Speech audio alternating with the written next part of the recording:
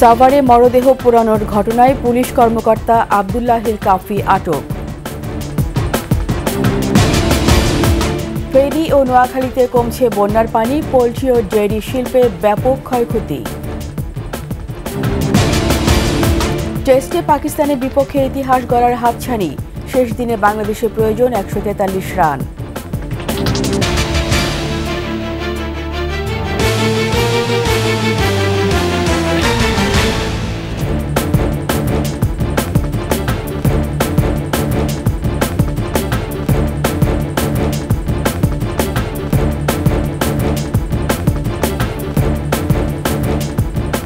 শুনছিলেন সংবাদ শিরোনাম, আমন্ত্রণ 21 সংবাদের সাথে আছি আমি রীতা চৌধুরী।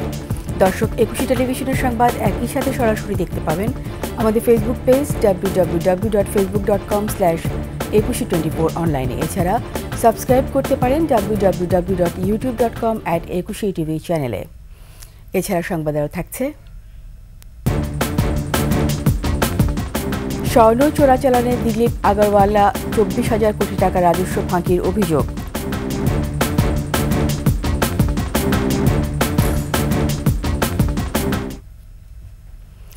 ঢাকা জেলার সাবেক অতিরিক্ত পুলিশ সুপার আব্দুল্লাহিল কাফিকে আটক করেছে ঢাকা মহানগর গোয়েন্দা পুলিশ। গত রাতে শাহজালাল আন্তর্জাতিক বিমানবন্দর থেকে তাকে আটক করা হয়। সম্প্রতি আশুলিয়া এলাকার একটি ভিডিও ফুটেজ ভাইরাল হয়। ওই ফুটেজে দেখা যায় গত 5 আগস্ট আশুলিয়া থানা এলাকায় পুলিশ সদস্যরা একটি ভ্যানে একাধিক মরদেহ তুলে তাতে আগুন ধরিয়ে দেয়। এ ঘটনায় ব্যাপক আলোচনা সমালোচনা শুরু হলে ঢাকা জেলা পুলিশের পক্ষ থেকে তদন্ত কমিটি গঠন করা হয়। আব্দুল্লাহিল কাফিকে জিজ্ঞাসাবাদের জন্য গোয়েন্দা কার্যালয়ে নেওয়া হয়েছে। আইডিয়াল কলেজের ছাত্র খালিদ হাসান সাইফুল্লাহ হত্যা মামলায় ঢাকা 7 আসনের সাবেক সংসদ সদস্য হাজী মোহাম্মদ সেলিমের 5 দিনের রিমান্ড মঞ্জুর করেছেন আদালত। সোমবার ঢাকার মেট্রোপলিটন ম্যাজিস্ট্রেট আখতারুজ্জামান শুনানির পর এই রিমান্ড মঞ্জুর করেন। এর আগে তাকে আদালতে হাজির করে 10 দিনের রিমান্ডের আবেদন করেন তদন্তকারী কর্মকর্তা। শুনানি শেষে আদালত 5 দিনের রিমান্ড মঞ্জুর করেন। গত 18 জুলাই বৈষম্য বিরোধী ছাত্র আন্দোলনের সময় লালবাগের আজিমপুর সরকারি আবাসিক এলাকায় আইডিয়াল কলেজের প্রথম বর্ষের ছাত্র খালিদ হাসান সাইফুল্লাহ গুলিবিদ্ধ হয়ে মারা যান। এই ঘটনায় তার বাবা কামরুল হাসান 19 আগস্ট লালবাগ থানায় একটি হত্যা মামলা দায়ের করেন।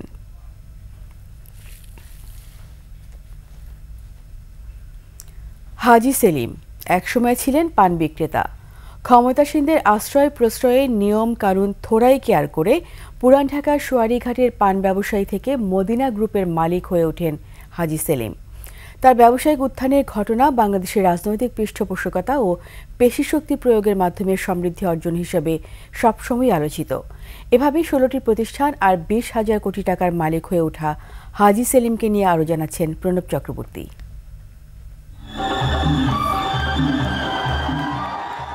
2018 সালের জাতীয় সংসদ নির্বাচনে আওয়ামী লীগের মনোনয়নে নির্বাচিত হওয়ার পর জয়ের আনন্দে এভাবেই নেচে গিয়ে একাকার হয়ে উঠেছিলেন হাজী সেলিম।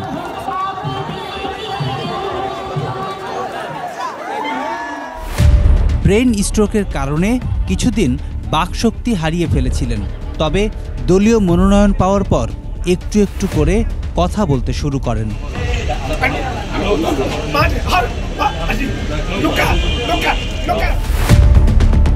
বিনোদনের সঙ্গে নির্মমতাও আছে হাজী সেলিমের, আর তারই নমুনা টর্চার সেল।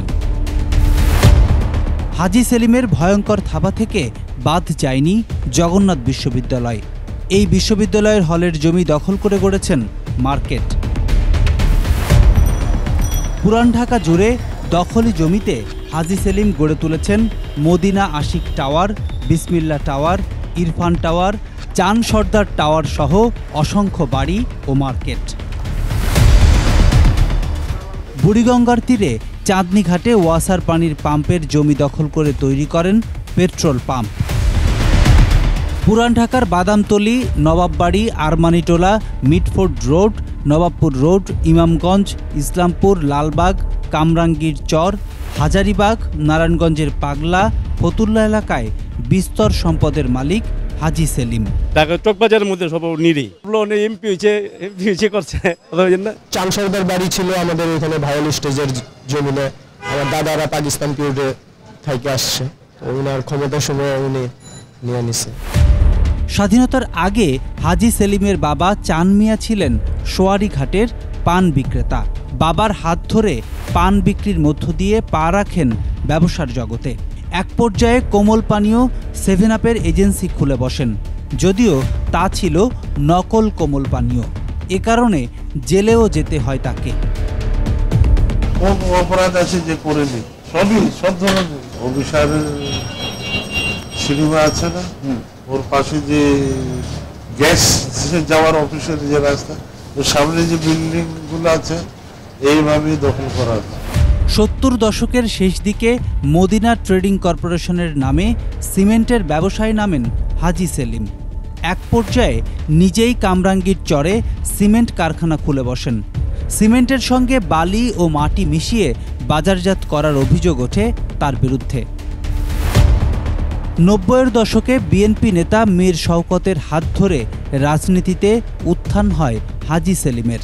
1994 সালে তিনি ঢাকা সিটি কর্পোরেশনের 65 ও 66 নম্বর ওয়ার্ডের কাউন্সিলর নির্বাচিত হন। আওয়ামী লীগে যোগ দিয়ে 1996 সালের জাতীয় সংসদ নির্বাচনে অংশ নিয়ে জয়লাভ করেন লালবাগের আসন থেকে। আরও 2 দফায় সংসদ সদস্য হয়েছিলেন তিনি। হাজী সেলিমের ছেলে ইরফান সেলিম নানা ঘটনায় সমালোচিত। নৌবাহিনীর এক কর্মকর্তা ও তার স্ত্রীর উপর হামলার ঘটনায় ঢাকা দক্ষিণ সিটি কর্পোরেশনের কাউন্সিলরের পদ থেকে ইরফান সেলিমকে বরখাস্ত করা হয়েছিল। আমরা কি আওয়ামী লীগ? নৌকা নৌকা। প্রণব চক্রবর্তী, 21 টেলিভিশন, ঢাকা। স্বর্ণ চোরাচালানে হোতা দিলীপ কুমার আগরওয়ালা। বাংলাদেশকে ট্রানজিট বানিয়ে ভারতে স্বর্ণ পাচার করতেন তিনি। দেশে গড়ে তুলেছেন নকল ডায়মন্ডের ব্যবসা। এসব করে 15 বছরে বেসুমার সম্পদ হয়েছে আগরওয়ালার। অন্তত 24,000 কোটি টাকা রাজস্ব ফাঁকির অভিযোগ রয়েছে তার বিরুদ্ধে।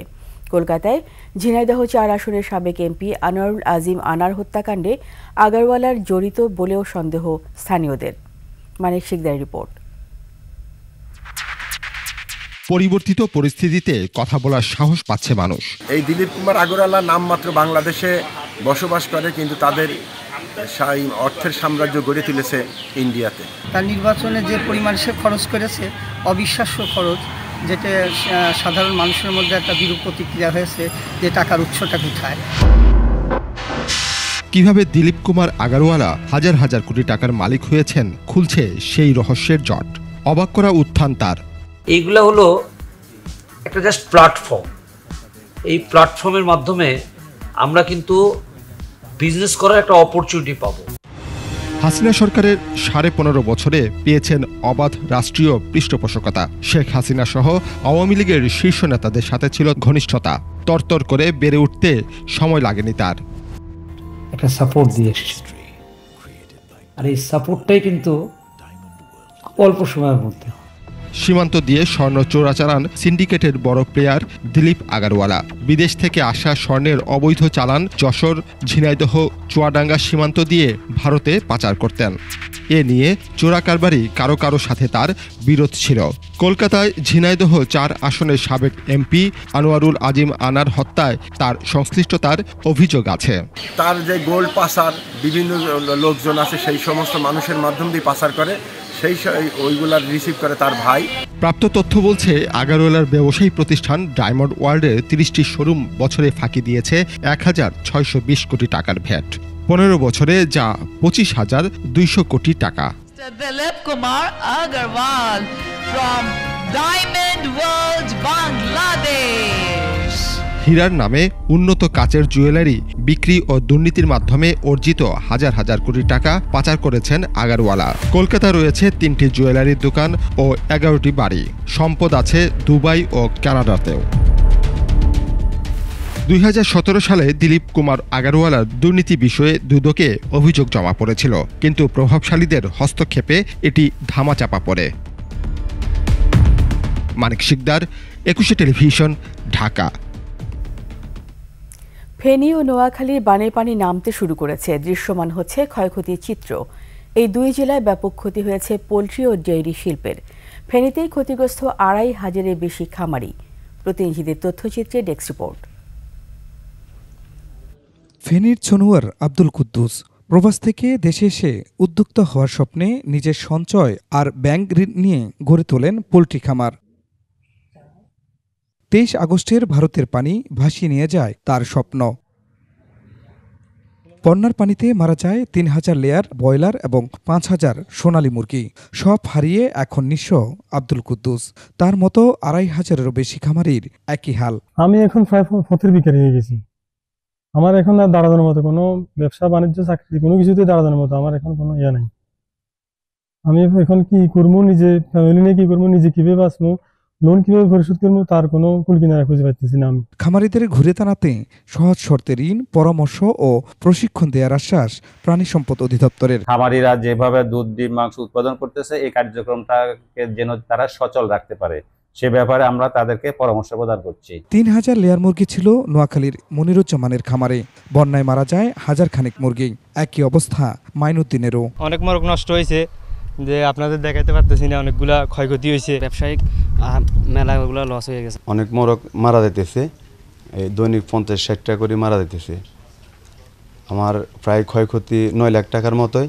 খামারিরা বলছেন পৃষ্ঠপোষকতা না পেলে ঘুরে দাঁড়ানো সম্ভব নয়। প্রাণী সম্পদ অধিদপ্তরের আশ্বাস, পাশে থাকবেন তারা। কিছু আমাদের খামারির সাথে একটু যদি হেল্প বা করে তাহলে আমরা খামারি একটু উপকৃত হবে। প্রশাসনের সাথে কথা বলে আমরা যতটুকু পারা যায় আমরা খামারিদের এটা পুষিয়ে দেওয়ার চেষ্টা করব।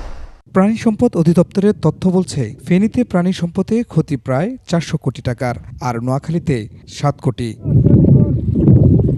খুরশিদ আলম মুকুল, ডেস্ক রিপোর্ট, 21 টেলিভিশন। নিচ্ছি সংবাদ বিরতি। যখন ফিরবো তখন অন্যান্য খবরের সঙ্গে আরও যা থাকবে।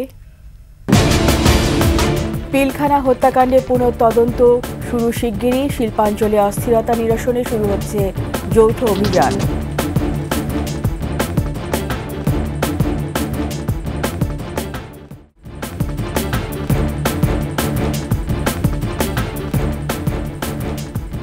আবার আমন্ত্রণ 21 সংবাদে।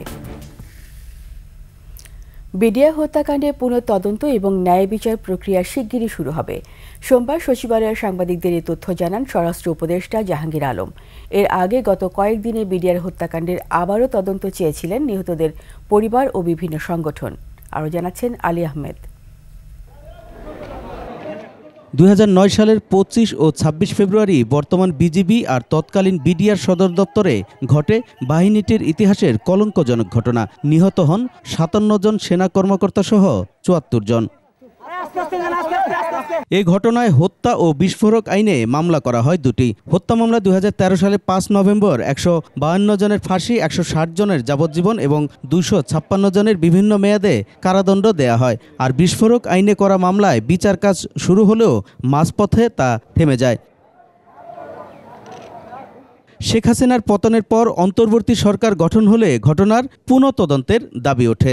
এরই মধ্যে 25 আগস্ট কারাগারে বাহিনীটির উপসহকারী পরিচালক আব্দুর রহিমের মৃত্যুর ঘটনায় শেখ হাসিনা, সাবেক বিডিআর ডিজি আব্দুল আজিজ সহ 11 জনের বিরুদ্ধে হত্যা মামলা হয়। সোমবার সচিবালয়ে সাংবাদিকদের প্রশ্নের জবাবে স্বরাষ্ট্র উপদেষ্টা বলেন, বিডিআর হত্যাকাণ্ডের ন্যায় বিচার নিশ্চিত করা হবে। বর্তমান সরকার জনগণের অধিকার, সুশাসন ও ন্যায় বিচার প্রতিষ্ঠায় বদ্ধপরিকর। শুধু স্বরাষ্ট্র উপদেষ্টা হিসাবে নয়, একজন সাধারণ নাগরিক ও সেনাবাহিনী প্রাক্তন সদস্য হিসাবে আমি বিডিআর হত্যাকাণ্ডের ন্যায় বিচার চাই। সঠিকভাবে এই হত্যাকাণ্ডের পূর্ণ তদন্ত ও ন্যায় বিচার প্রক্রিয়া শীঘ্রই শুরু করা হবে। বিডিআর বিদ্রোহের ঘটনা তদন্তে সেনাবাহিনী গঠিত তদন্ত কমিশনের চেয়ারম্যান ছিলেন এই উপদেষ্টা। আলী আহমেদ, 21 টেলিভিশন, ঢাকা। বসুন্ধরা এমডি সায়েম সোবহান আনভীরকে অব্যাহতি দেয়া মুনিয়া হত্যা মামলা পুনরুজ্জীবিত হল। সোমবার মামলাটি পুনরায় শুরু করতে চেয়ে বোনের আবেদন গ্রহণ করেন হাইকোর্ট। বিচারপতি ফারাহ মাহবুবের দ্বৈত বেঞ্চ এই আবেদন গ্রহণ করেন। বিস্তারিত শাকের আজু রিপোর্টে। 2021 সালের 26 এপ্রিল সন্ধ্যায় গুলশান 2-এর 120 নম্বর সড়কের একটি ফ্ল্যাট থেকে মুনিয়ার মরদেহ উদ্ধার করা হয়। এই ঘটনায় রাতেই বড় বোন নুসরাত জাহান বাদী হয়ে আত্মহত্যার প্ররোচনার অভিযোগ এনে গুলশান থানায় মামলা করেন। এরপর ওই মামলায় পুলিশের দেয়া প্রতিবেদন গ্রহণ করেন আদালত। ঢাকা মহানগর হাকিম রাজেশ চৌধুরী পুলিশের প্রতিবেদনের বিরুদ্ধে মুনিয়ার পরিবারে করা অনাস্থার আবেদন খারিজ করে দেন। পরে ঢাকার নারী ও শিশু নির্যাতন দমন ট্রাইব্যুনাল ৮-এ মামলা করেন মুনিয়ার বোন নুসরাত জাহান তানিয়া। মামলাটি তদন্তের দায়িত্ব পায় পিবিআইয়ের ঢাকা মেট্রো দক্ষিণের অর্গানাইজড ক্রাইম বিভাগ। তবে তদন্ত প্রতিবেদনে সায়েম সুবহান আনভীরকে অব্যাহতি দেয় পিবিআই।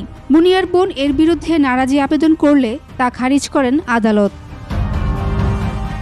সোমবার মুনিয়া হত্যা মামলা পুনরায় শুরু করতে চেয়ে বোনের আবেদন গ্রহণ করেন হাইকোর্ট। পিবিআইয়ের ফাইনাল রিপোর্টের বিরুদ্ধে আমরা নারাজি দিয়েছিলাম। নারী ও শিশু নির্যাতন আদালত আমাদের নারাজি খারিজ করে দিয়ে সেই প্রভাবিত পুলিশ রিপোর্ট গ্রহণ করেছিল। আমরা সেইটার এগেনস্টে আজকে আপিল শুনানি করেছি, আপিল গ্রহণ করেছে এবং আপিল নোটিশ সার্ভ করার পরে দ্রুত শুনানি করে এইটা পুনঃ তদন্তে যাবে বলে আমরা আশা করি। মামলাটি এখন পুনঃ তদন্তের জন্য আসবে বলে প্রত্যাশা আইনজীবীর। আমরা আশা রাখছি এই মামলা আবার তদন্তে যাবে এবং তদন্তের মাধ্যমে এই যে ভিকটিম পরিবার এবং বাদী তারা ন্যায় বিচার পাবে। মুসারাত জাহান মুনিয়া রাজধানীর একটি কলেজের ২য় বর্ষের শিক্ষার্থী ছিলেন। শাকেরা আরজু, ২১ টেলিভিশন, ঢাকা। এরই সাথে শেষ করছি ২১ সংবাদ। যাবার আগে সংবাদ শিরোনামগুলো আরও একবার। সাভারে মরদেহ পোড়ানোর ঘটনায় পুলিশ কর্মকর্তা আব্দুল্লাহিল কাফি আটক। ফেনী ও নোয়াখালীতে কমছে বন্যার পানি, পোলট্রি ও ডেইরি শিল্পে ব্যাপক ক্ষয়ক্ষতি। টেস্টে পাকিস্তানের বিপক্ষে ইতিহাস গড়ার হাতছানি, শেষ দিনে বাংলাদেশের প্রয়োজন ১৪৩ রান।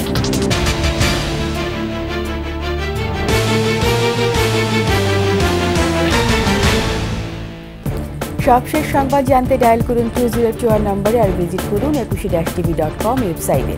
এছাড়া ফেসবুকে ভিজিট করতে পারেন www.facebook.com/2124 অনলাইনে। এছাড়াও সাবস্ক্রাইব করতে পারেন www.youtube.com/21etv চ্যানেলে। এতক্ষণ সঙ্গে থাকার জন্য সবাইকে ধন্যবাদ। পরবর্তী সংবাদ সকাল 10টা 55 মিনিটে দেখার আমন্ত্রণ রইল। 21-এর সাথেই থাকুন।